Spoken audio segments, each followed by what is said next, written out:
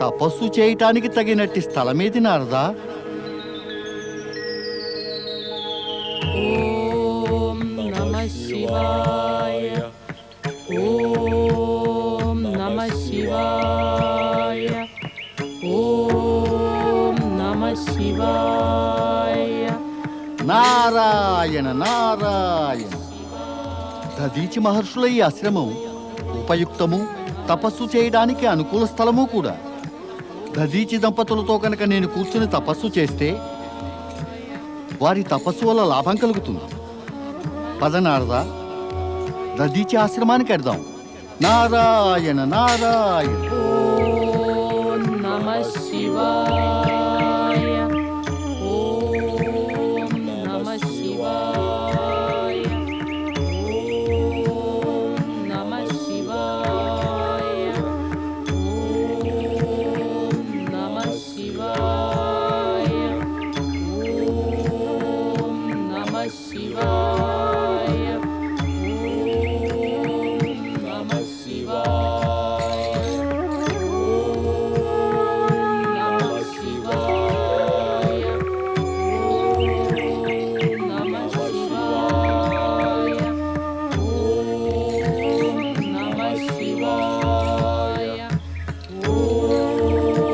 నమః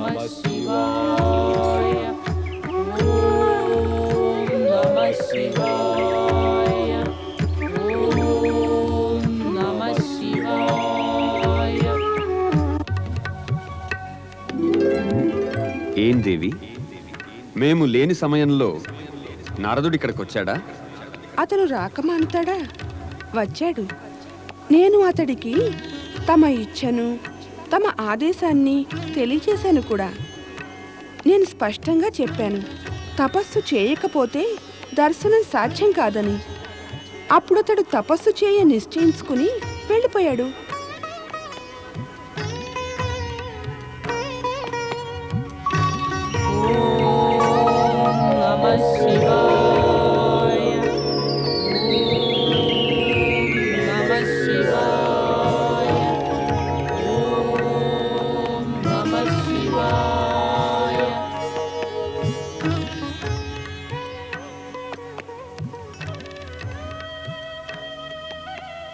స్వామి, నారదుడు ఎక్కడా?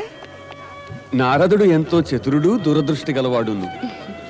నారదుడు చతురుడే, కానీ ప్రస్తుతం ఏం చాతుర్యం చూపుతున్నాడో. అతడు ఎక్కడ తపస్సు చేస్తున్నాడో నీకు తెలుసా? అక్కడ మా వంటి పుత్రుని పొందేందుకు మహర్షి దధీచి, అతడి ధర్మపత్ని సువర్చల ఎన్నో ఏళ్లుగా తపస్సు చేస్తున్నారు. మనం వారికి దర్శనమియ్యవలసిందే. నేను తమ వెంట వస్తాను స్వామి. అలాగే. నమః శివాయ, ఓం నమః శివాయ, ఓం నమః శివాయ. ఈ దంపతులిద్దరూ తపస్సు చేస్తున్నారు గనక తపోఫలం రెండింతలు ప్రాప్తిస్తుంది. మరి నేనేమో బాలబ్రహ్మచారినాయే, భార్యయే లేదు.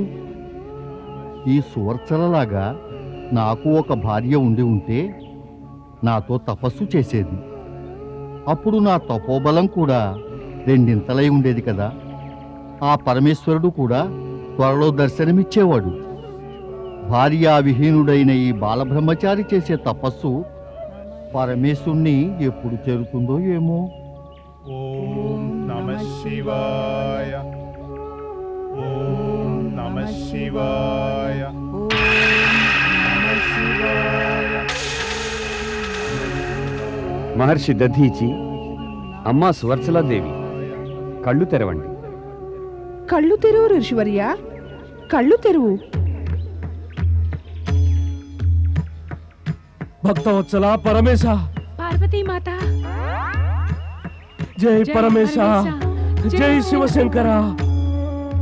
లే ఋషివర్య,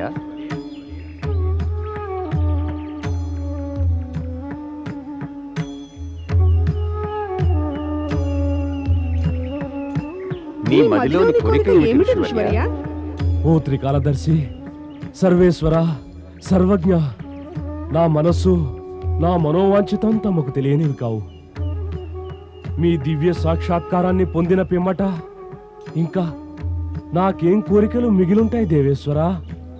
నాకిక మిగిలిన కోరిక ఒక్కటే. నేను ఎన్ని జన్మలకైనా తమరిని ఆరాధిస్తుండాలి ప్రభు. ఋషివర్య, భార్యా సమేతుడవై మా వంటి పుత్రుని పొందాలనే ఇచ్ఛతో ఎంతో కాలంగా తపస్సు చేస్తున్నావు. మీ ఇరువురి కోరికను నెరవేర్చటానికై వరాన్నిస్తున్నాను. మీకు పిప్పలాదుడనే పేరుగల రుద్రావతార పుత్రుడు జన్మిస్తాడు. అతన్ని దర్శించినంత మాత్రాన్ని శనిగ్రహపు బాధలన్నీ కూడా అంతమవుతాయి. తమ దర్శనాన్ని వరాన్ని పొంది మేము ధన్యులమయ్యాం దేవాదిదేవా. మహర్షి దధీచి, నీవు ఎన్ని జన్మలకైనా మమ్మల్ని ఆరాధిస్తూ ఉండాలనే నిర్ణయం వెలుబుచ్చావు. నీ శరీరాన్ని తపస్సుతో దృఢతరం చేశావు. అందువల్ల మేము నీ అస్థికలన్నీ వజ్ర సమానమై దృఢంగా ఉండేట్టుగా వరాన్ని ఇస్తున్నాం. తమరిచ్చిన వరాలతో మా జీవితాలు సఫలమయ్యాయి ప్రభు. మేమెంతో ధన్యులం. పరమేశ, పార్వతీమాత, తమకు భక్తుడైన మరొకడు కూడా తమ దర్శనంకై తపస్సు చేస్తున్నాడు. దయచేసి అతన్ని కూడా ఆశీర్వదించండి, కృపను చూపండి. నారద, మేము దర్శనమివ్వ రాలేదు, వరమివ్వటానికి వచ్చాం. అందువల్ల నీకు కూడా కోరకుండానే కోరిక తీరే వరాన్ని ఇస్తున్నాం. నారద, ఇంతకు ముందే కదా నీవు నీ మనస్సులో కోరుకున్నావు నీకు భార్య ఉంటే బాగుంటుందని. ఆమె నీతో పాటు తపస్సు చేస్తే నీ తపస్సు యొక్క శక్తి కూడా రెండింతలవుతుందని. అయితే అయితే అయితే ఏమైంది పరమేశ? అవలేదు, అవుతుంది. ఏమిటి? మేము నీకు వరాన్ని ఇస్తున్నాం. నీకు త్వరలోనే నిష్ఠాపరురాలైన ధర్మపత్ని లభిస్తుంది. నేను బాలబ్రహ్మచారిని ప్రభు. విచిత్రము వినాశకరము అయిన మీ వరం నాకొద్దు. అమ్మా, నవ్వుతున్నారా? పరమేశ, తమరిలాంటి వరాన్ని ఇవ్వకండి. చూస్తున్నారు కదా, నేనప్పుడే నవ్వుల పాలవుతున్నాను. ఒకమారు ఇచ్చినటువంటి వరాన్ని ఉపసంహరించుకోలేము నారదా. ఇక నీవు గృహస్థాశ్రమంలోని ఆనందం అనుభవించాలి. నీకు శుభం కలగాలి. అన్నట్టు నారదా, ఈ మారేమో కైలాసానికి ఒంటరిగా రాకు. వస్తే నీ ధర్మపత్నిని వెంట పెట్టుకు మరీరా. నారాయణ నారాయణ అనే ఇద్దరి ఉచ్చారణతో కైలాసం మారుమ్రోగుతుంది. తమరు నా మాత, తమరు కూడానా?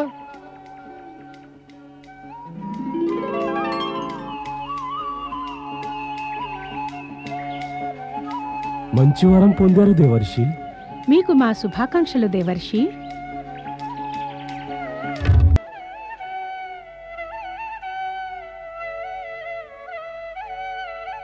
స్వామి, నా మదిలోని ప్రశ్న నెరిగి చిరునవ్వు నవ్వుతూ ఉన్నారా ఏమిటి? దేవి, మాకు తెలుసు.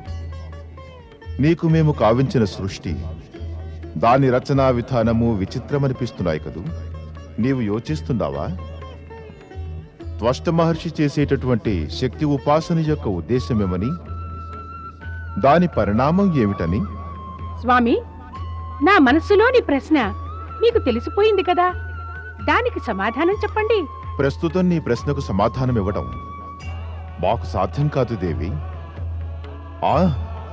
సూచనప్రాయంగా మాత్రం చెప్పగలము. దీనికి అర్థం ఏమిటంటే తమరు జరగనున్న విషయాలను నా దగ్గర దాస్తున్నారనేగా? ప్రణామం పరమపిత. ప్రణామం మాత. శుభం కలుగుగాక. శుభమా? నారాయణ నారాయణ. ఆ పరమేశ్వరుడేమో నాకు అశుభం కలిగే ఏర్పాట్లన్నీ చేసి పెట్టారు. మరి నాకు ఎలాంటి శుభం కలుగుతుందని అంటున్నారు పరమపిత? మాత, తమరు నాపై అలిగారా? నేను అపరాధం చేశానా? నా ప్రణామానికి సమాధానం ఇవ్వరెందుకు? నిన్ను చూసి కాదు, బ్రహ్మదేవులపై అలిగాను నారదా. ఎందుకలా? ఎందుకంటే ఈయన నా ప్రశ్నకు ఏమీ బదులివ్వలేదు. ఇప్పుడు ఈయన నీ ప్రశ్నలకు సమాధానం ఇస్తారో ఇవ్వరో అనేది నాకు తెలియాలి. కోపగించకండి మాత. పరమపిత బ్రహ్మదేవులను అడగటానికి నాకు ప్రశ్నలే లేవు. ఇప్పుడు నేనే ఒక ప్రశ్నార్థకం అయ్యాను. ఏమిటి నీవనేది నారదా? నేను నిజమే చెబుతున్నాను పరమపిత. తమకు తెలిసే ఉంటుంది, నేను తపస్సు ద్వారా పరమేశ్వరుని నుంచి ఒక విచిత్రమైన వరం కోరకుండానే పొందేశాను. ఆ వరం యొక్క పరిణామం ఏమిటో నాకేమీ తెలియదు. ఒకటి నిజం నారదా, నీకు త్వరలోనే ఘోర విపత్తు కలగనుంది. మెళకువగా ఉండాలి. ఏం విపత్తు పరమపిత? చూడు నారదా, పరమశివుడు వరమిచ్చారంటే ఒకటి మాత్రం నిశ్చయం, నీకొక ధర్మపత్ని తప్పక లభిస్తుంది. దాన్ని నీవు తప్పించుకోలేవు. అందువల్ల దానికి నీ మనసును సిద్ధం చేసుకో. విధిని తప్పించుకోవడం విధాతకే సాధ్యం కాదు కదా.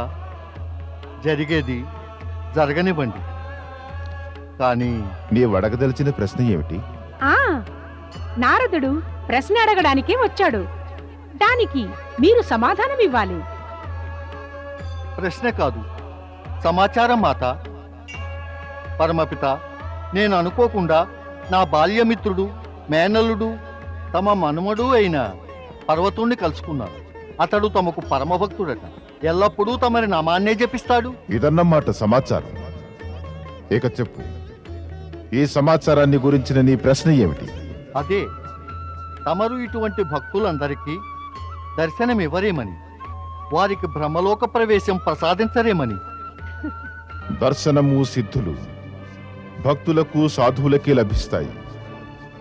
ఈ పర్వతుడు భక్తుడు కాడు, ఇంకా సాధువు కాడు. మరి పరమపిత, అతడు అలాగే రూపాన్ని ధరించి ఎల్లప్పుడూ బ్రహ్మదేవాయ నమః జపిస్తూ ఉంటాడు.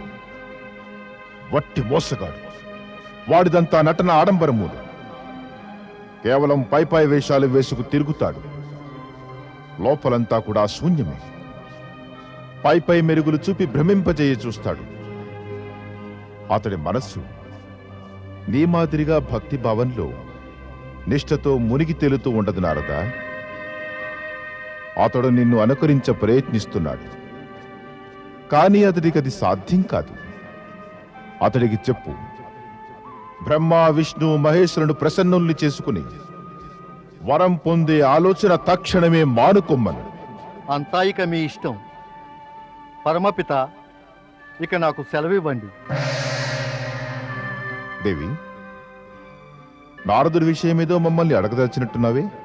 లేదు, నేనెవరి విషయము ఏమీ అడగదలుచుకోలేదు. నాకు కూడా కొన్ని సిద్ధులున్నాయిగా.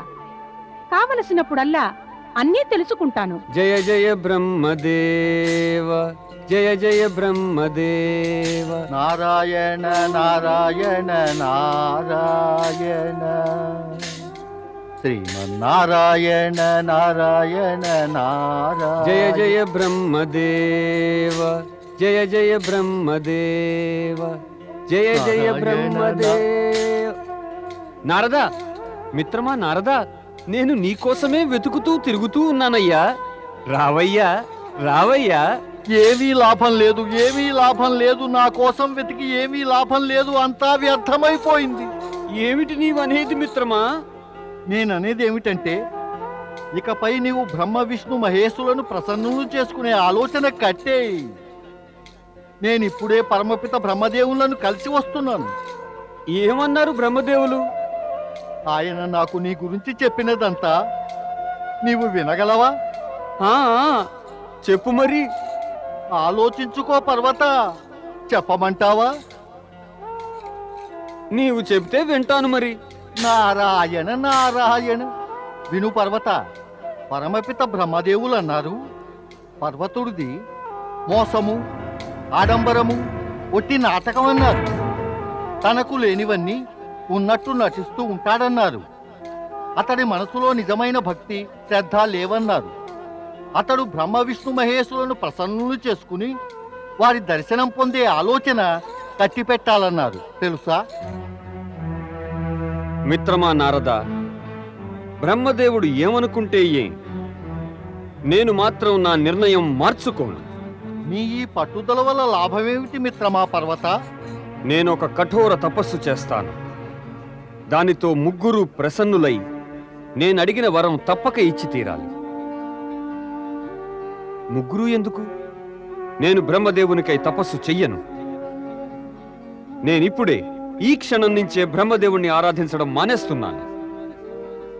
ఎవరైనా తన భక్తుణ్ణే అవహేళన చేసి అవమానిస్తే అటువంటి వారిని ఆరాధించి మాత్రం ఏం లాభం?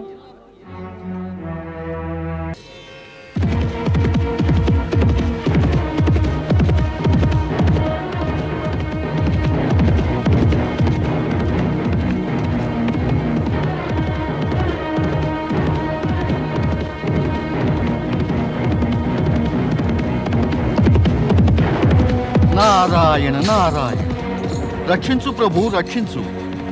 చూస్తున్నావా పర్వత, సంజయ మహారాజు తన సైనికుల నుంచి వేరై ముందుకొచ్చేశాడు. ఇక ఆయన దస్యులను సమీపించబోతున్నాడు. ఈ దస్యులు ఎలాంటి వారంటే ఎంత పేరు ప్రతిష్టలు గల వారినైనా సరే వారిని దోచుకుని చంపగలరు కూడా. అంటే సంజయ్ మహారాజుకు ప్రాణ సంకటం ఏమైనా ఉందా? అవును, మనం ఆయనను వెంటనే హెచ్చరించాలి. నారాయణ నారాయణ. జయ జయ బ్రహ్మదేవ. జాగ్రత్త, ఆ రౌతేవడో ఇటువైపే వస్తున్నట్టున్నాడు. కాళీపాద, పైకెక్కు. అతడు దగ్గరకు రాగానే ఒక్క వేడితో తల తగివేయి. అలాగే నాయక.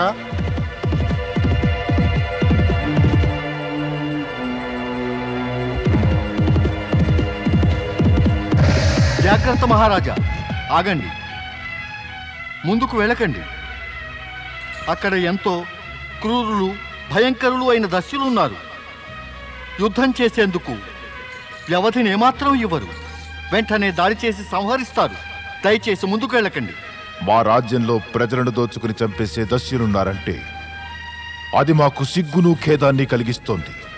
అది మా పేరు ప్రతిష్టలకు, రాజ్యపాలనకు కళంకమే. అలాంటప్పుడు మమ్మల్ని ముందుకు వెళ్ళవద్దంటున్నావా? వారు దస్యులే కదా. నేను ముందుకు వెళ్ళకపోతే వారి సంఖ్య మరింత పెరిగిపోదంటావా?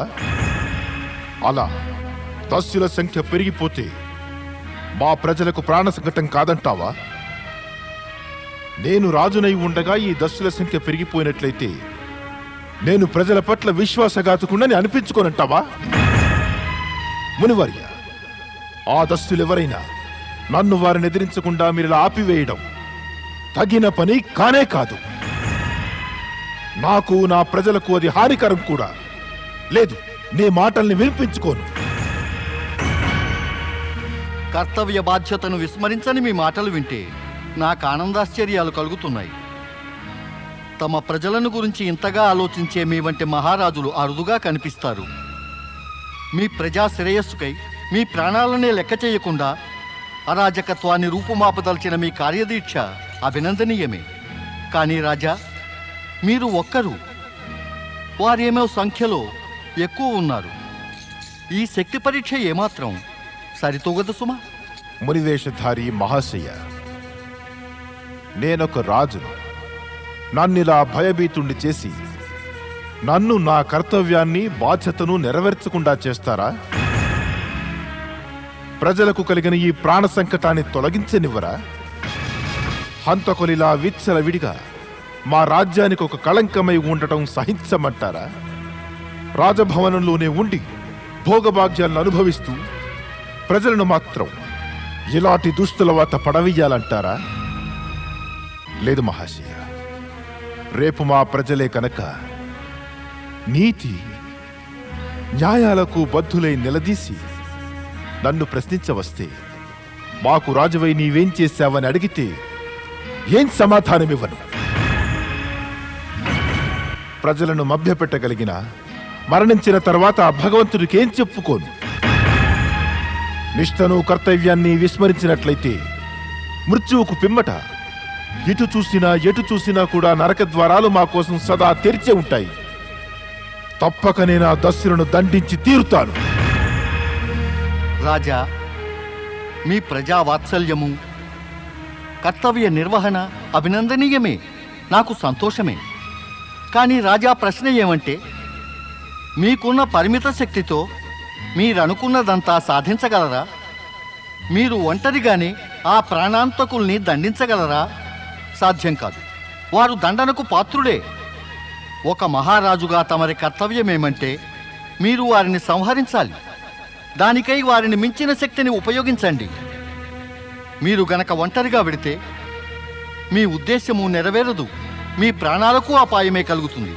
రాజా, మీ ప్రాణం విలువైనది. దానిపై ప్రజలదే అధికారం. ఆ ప్రజల హితం కోసమై మీ రక్షణ అనివార్యమే. రాజా, తమ రాజధానికి వెళ్ళి తగినంత సైన్యం వెంటబెట్టుకుని రండి. అప్పుడు మీకు రక్షణ ఉంటుంది, వారికి శిక్ష పడుతుంది. మునివర్య, తమరి సూచన యుక్తియుక్తంగా ఉంది. నేను అలాగే చేస్తాను. ప్రాణం కాపాడి తగిన సూచననిచ్చినందుకు కృతజ్ఞుణ్ణి. శుభప్రాప్తిరస్తు.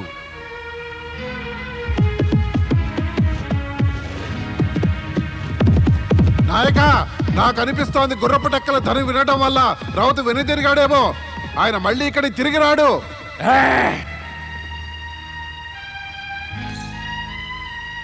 రాజు వెళ్ళిపోయాడా? ఆయన వెళ్ళిపోయాడు. ఇక మనం కూడా వెంటనే వెళ్ళిపోవాల్సిందే. ఏ, నీకు కూడా భయమేనా దస్యులంటే? నారాయణ నారాయణ, దస్యులంటే భయం ఎవరికి ఉండదు. పద. నారాయణ నారాయణ. జయ జయ బ్రహ్మదేవ. నారాయణ నారాయణ. జయ జయ బ్రహ్మదేవ.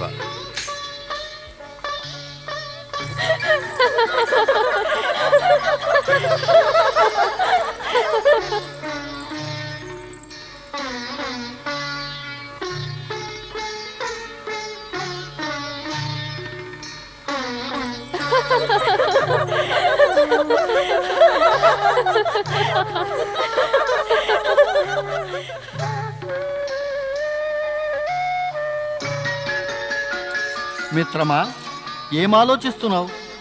అదే నీవు ఆలోచిస్తున్నదే. నేనేం ఆలోచిస్తున్నానో నీవెలా తెలుసుకున్నావు? నా దివ్య దృష్టి వల్లనే. ఏం చెబుతోంది నీ దివ్య దృష్టి? అదే నీవు తెలుసుకోగోరుతున్నావు, ఆ సుందరి ఎవరా అని. నాకు కూడా అదే తెలుసుకోవాలని ఉంది. నేను నా దివ్య దృష్టి వల్ల కొన్ని సంగతులు తెలుసుకున్నాను. ఈ సుందరి సంజయ మహారాజుకు పుత్రికయే. అతన్ని అడవిలోని దస్యుల గురించి హెచ్చరించాం కదా. అయితే మనం సంజయ్ మహారాజు ఆతిథ్యాన్ని తప్పక స్వీకరించవలసిందే సుమా. ఆ మహారాజు చూడగానే సంతోషపడి మనకు స్వాగతం పలుకుతాడు. ఎందుకో మిత్రమా, నాకు అనిపిస్తోంది మనం ఈ జంజాటంలో పడరాదు సుమా. పద, ముందుకు నడు. వద్దు మిత్రమా, వద్దు. ఇంత మంచి అవకాశం మాటి మాటికి రాదు కదా. పద మిత్రమా, పద. రాకుమార దమయంతి, అసలు నీకు ఎలా తెలుసు మీకు ఇన్ని కథలు? లేదు లేదు, నేనేం చెప్పను. ఈ కథలన్నీ నా వద్దకు ఎలా వచ్చాయో చెప్పను. నేను మీకు చెప్పేస్తే మీరందరికీ చెప్పేయరు, ఇంకా నేనే వినిపించాలి. సరే, ఓ మంచి కథ వినిపించు.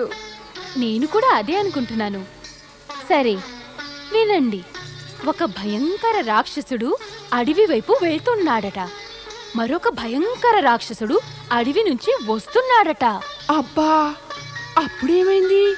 వారిద్దరూ ఎదురెదురు అవగానే మొదట రాక్షసుడేమో రెండో రాక్షసుడితో అన్నాడు, నేను నిన్ను మింగేస్తాను.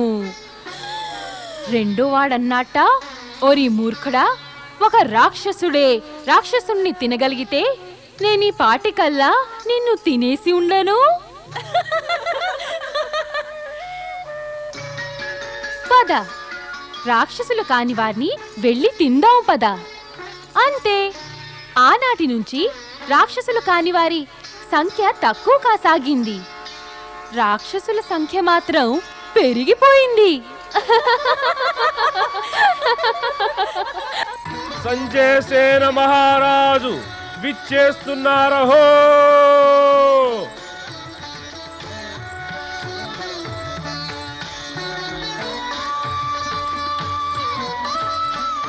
ప్రణామం గురుదేవా.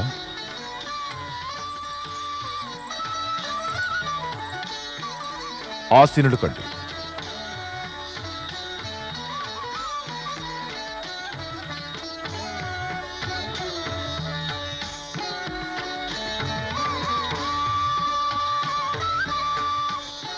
ప్రణామమునులరా. ఆనాడు మీరు నన్ను దస్యుల గురించి హెచ్చరించారు.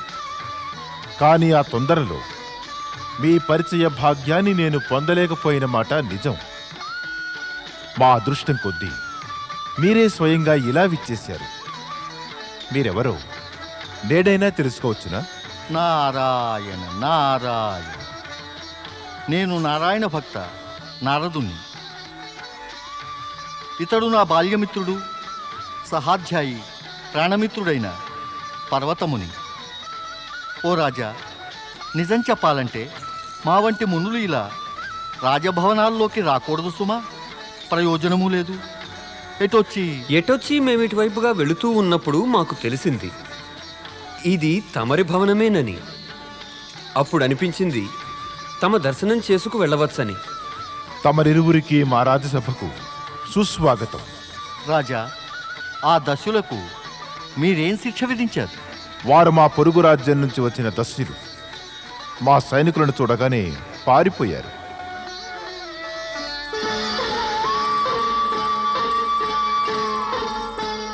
రాకుమారి దమయంతి, రా.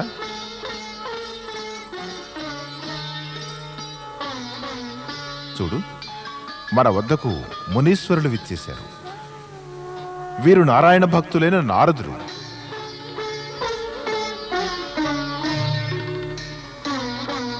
ఈయనే ఆనాడు దస్యుల నుంచి మమ్మల్ని కాపాడి తగిన హెచ్చరికనిచ్చారు.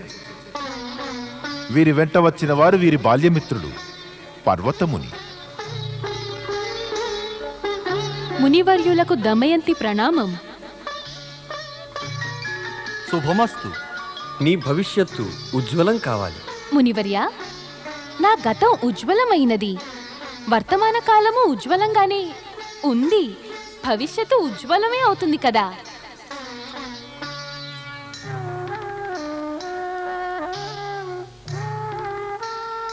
ఏదైనా కొత్త విషయం చెప్పండి మునివర్య. ఏమన్నారు రాజకుమారి? ఏముంది, మీరు తపోనిధులు, మేము గుణనిధులం అన్నట్టు మీరు ఈ కథను విన్నారా? ఏమిటో ఆ కథ? వినండి. ఒకానొక మునీసుడు మరొక మునిని ప్రశ్నించాడట, గణనం అనేది దేనితో ఆరంభం అవుతుంది అని. 1 నుంచి కదా అన్నాడట. రెండో ముని, మొదట ముని మళ్ళీ ఇలా ప్రశ్న వేశాడట, గణనం దేనితో సమాప్తమవుతుంది, చివరి సంఖ్య ఏమిటి అని. రెండో ముని చెప్పలేకపోయాడట. ఆయన మొదట మునినే మళ్ళీ అడిగాడట, నీవే చెప్పవయ్యా, గణనంలో చివరి సంఖ్య ఏమిటి అని. అయితే అప్పుడు మొదట ముని అన్నాడు కదా, అదేదో నాకు తెలిస్తే నిన్నెందుకు అడుగుతానయ్యా అన్నట్ట.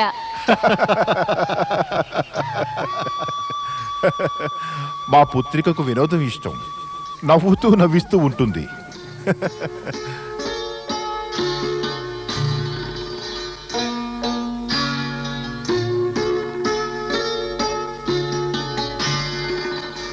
పితాశ్రీ, ఈ మునీశ్వరులిద్దరూ మనకు ఆదరణీయులైన అతిథులు.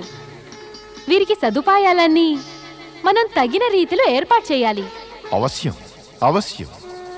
వీరి ఆతిథ్యపు బాధ్యతని నేను నీకు ఒప్పగిస్తున్నా దమయంతి.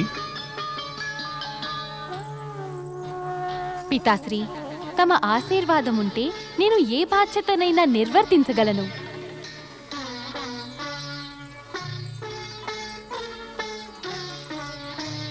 విచ్చేయండి మునీశ్వర, తమకు అతిథి గృహం చూపిస్తాను. విచ్చేయండి.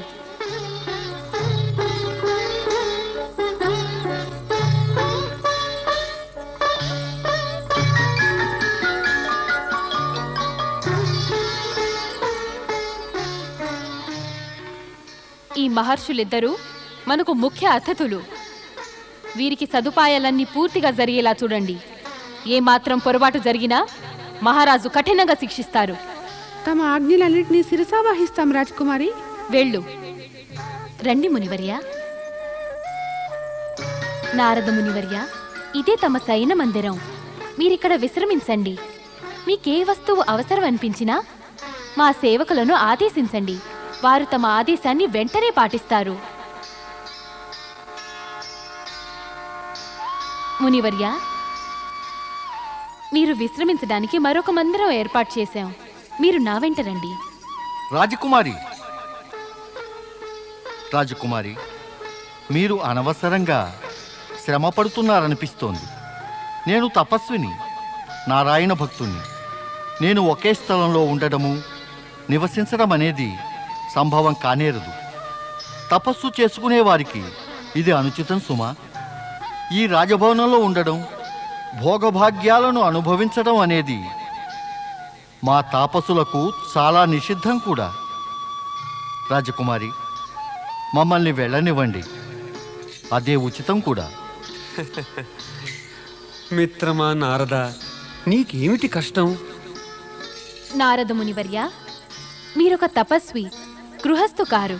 మీకు కొన్ని నియమాలు, నిబంధనలు, ఆచారాలు ఉండవచ్చు. వాటి గురించి రాజభవనంలో ప్రవేశించే ముందుగానే ఆలోచించుకుని నాకు చెప్పి ఉంటే మిమ్మల్ని సంతోషంగా వెళ్ళిచ్చేదాన్ని. కానీ ఇప్పుడు మీరు మాకు అతిథులు అయిపోయారు కదా. ఇప్పుడిక మీరు ఇక్కడి నుంచి వెళ్ళలేరు మునివర్య. తమరి నారాయణ భక్తిని, తమ వైరాగ్య భావాలను ఎవరు లాక్కోరు. మీరు మీ వైరాగ్యాన్ని కోల్పోకుండా ఈ రాజభవనంలోనూ నారాయణ భక్తి నిలుపుకోవచ్చు మునివర్య. ఈ విపరీతమైన ప్రతికూల పరిస్థితుల్లో అది సాధ్యమా రాజకుమారి? ఒక మహత్తరమైన సత్యం మర్చిపోరాదు మునివర్య. నిష్టగల భక్తుడికి పరీక్ష ప్రతికూల వాతావరణంలోనే జరుగుతుంది. ఏమైనా నేను మాత్రం ఇక్కడి నుంచి వెళ్ళే ఆలోచనలోనే ఉన్నాను. మీరిలా మాటి మాటికి వెళ్లే మాట ఎత్తుతూ నా హృదయాన్ని గాయపరుస్తున్నారు మునివర్య. దయచేసి ఇక మీరు విశ్రమించండి.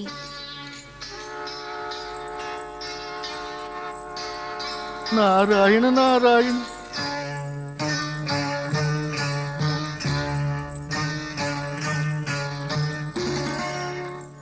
మునివర్య, ఇది తమరి శయన మందిరం. మీరిక్కడ విశ్రమించవచ్చు.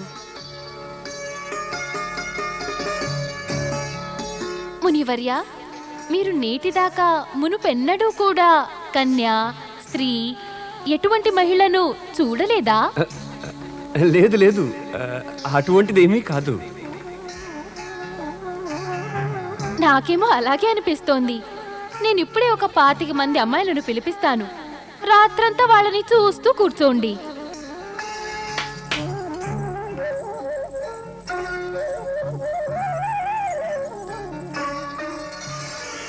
ఏమాకే రాకుమారి? వసుధా, నర్తనశాలకు నీవు వెళ్ళి కమల, విమల, అమల, గుణవతి, అరుంధతి, జ్యోత్స్న, సునంద, సుప్రియ, పద్మ అందరినీ వెంటనే పిలుచుకురా. వద్దు రాజకుమారి, వద్దు. అవును పర్వతముని, అవును.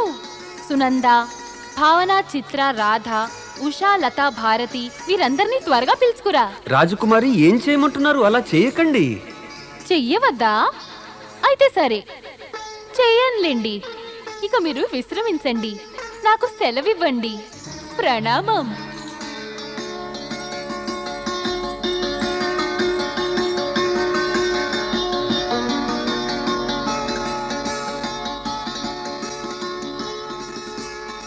రాకుమారి దమయంతి, నేనెప్పుడూ కూడా ఊహించనైనా ఊహించలేదు.